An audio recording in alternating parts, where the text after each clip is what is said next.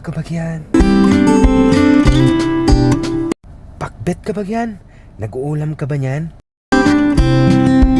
Naglagay ako ng sampalok dyan para may twist lang. What?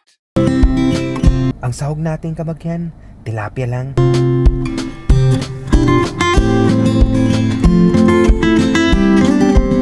Sa lahat ng nakakapanood nito, sinashoutout ko po kayo.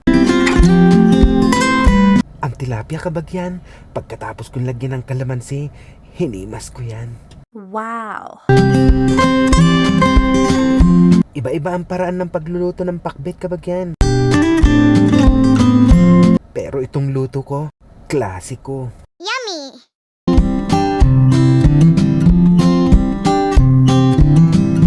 Shoutout sa'yo, Salmer Jake Apigo. Alam ko, paborito mo to. Shoutout din kay Renalyn Castañeda, Cheryl El Chico. Pinabati ko din si Auntie Vilma at nanay ko.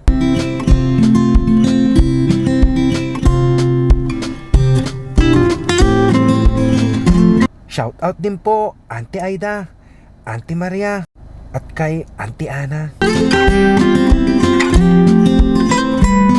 Wala nang paligoy-ligoy pa kabagyan. Halika na't ating tikman. Lutong pinagmamalaki ng mga taga-norte yan.